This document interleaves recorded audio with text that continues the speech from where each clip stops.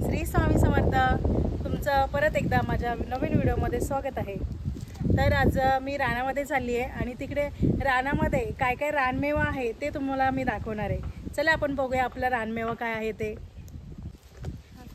चालायचं काय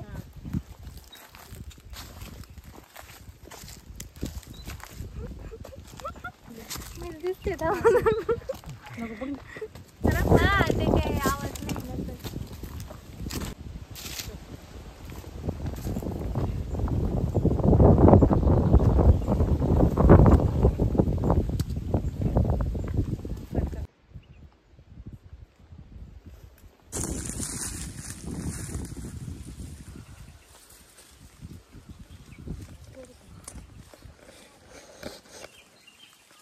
तर इथे बघा हा आपला रानमेवा आहे करवंद. कोणाकोणाला करवंद माहीत असेल त्यांनी कमेंट करून नक्की सांगा. हे करवंदाचं झाड आहे, तुम्ही बघू शकता कसं आहे ते. आणि त्याला म्हणजे सगळेच पिकलेत असं नाही, काही काही कच्ची सुद्धा आहेत आणि काही काही पिकलेले सुद्धा आहेत. तर मी इथे तुम्हाला दाखवते.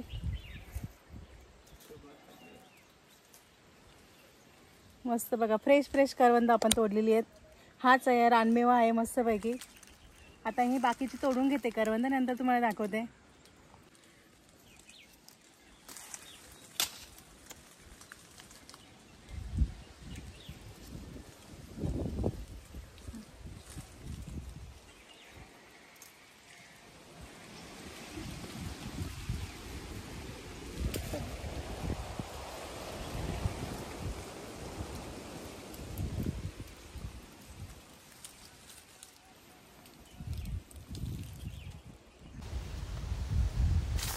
जवळ असून की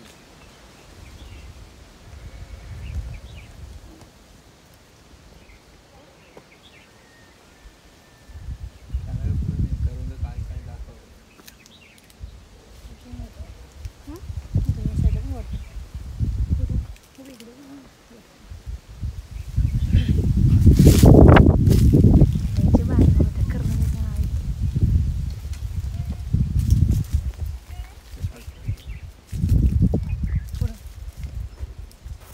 तर हा बघा आमच्या गावचा रानमेवा करवंद. आणि मी अशी पानामध्ये घेतलेत आणि गावी असंच घेतात, असं पानाचं ते बनवतात.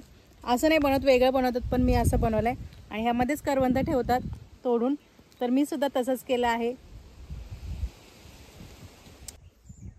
तर इथे बघा हे हिरड्यांचं झाड आहे आणि हे सुद्धा एक औषधी वनस्पती आहे. म्हणजे आणि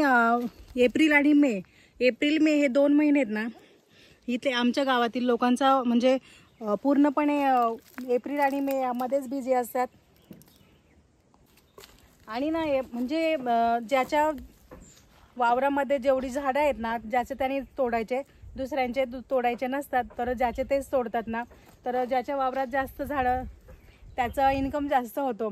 आणि तर एप्रिल मे 2 महिन्यामध्ये 1 ते 2 लाख रुपये लोक सहज कमवतात हिरड्यांमधून.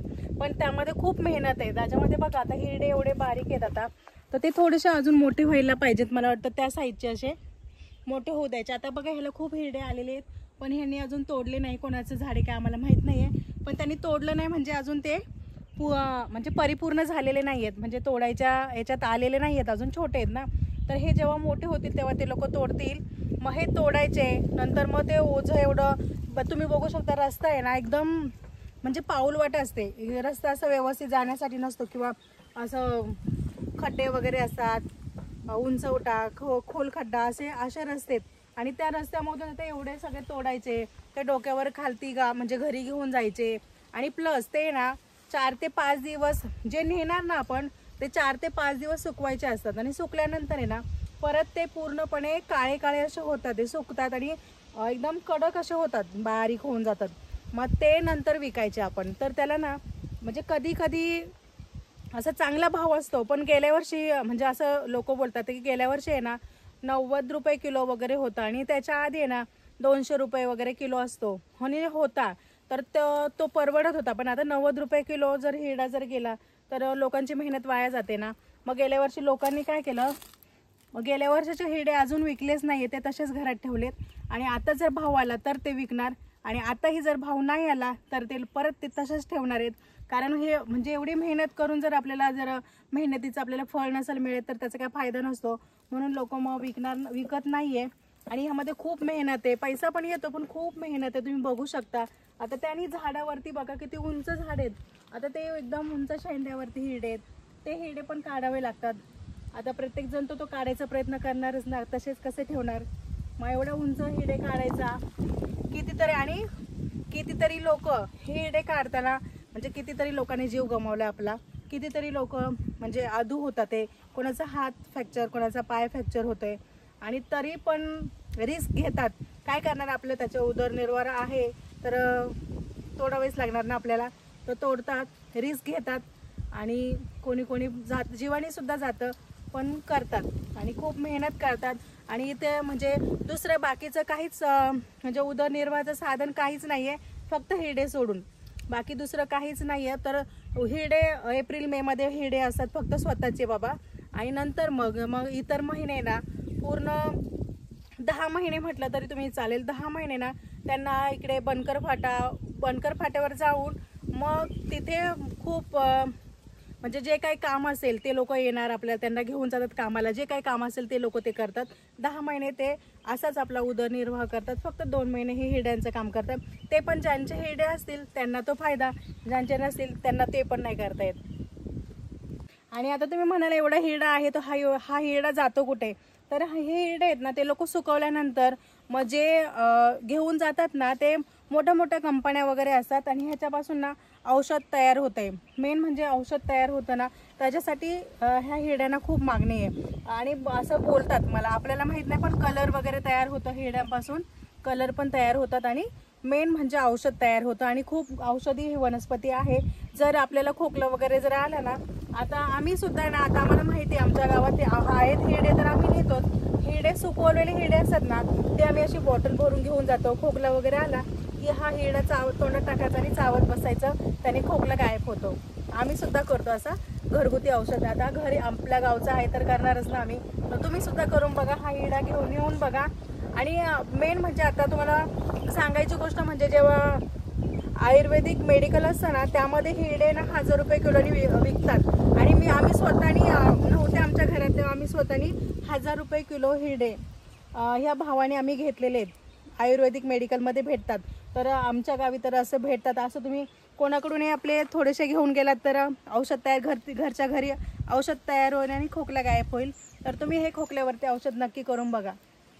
तर इथे बघा हा दुसरा रानमेवा आहे, याला आवळं बोलतात. ती कच्ची आहे, आता सध्या कच्ची आहेत, अजून पिकलेली नाही आहेत. पिकल्यानंतर अशी ब्राऊन कलरची होतात आणि खायला एकदम मस्त गोड अशी लागतात.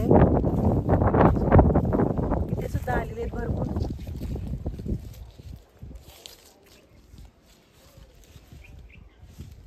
इथे बघा, इथे सुद्धा आहेत, पण अजून पिकलेली नाही आहे. ते आम्हाला पण आता खायला भेटणार नाही आहे. तिथे एक पिकलेलं आहे बघ.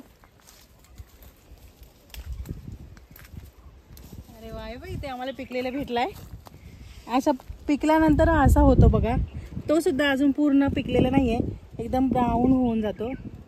इथे बघा, हा पण अशी तोडून न्यायची आपण या, आणि मग ती घरी नेल्यानंतर 1-2 दिवसात अशी मस्त ब्राऊन होतात.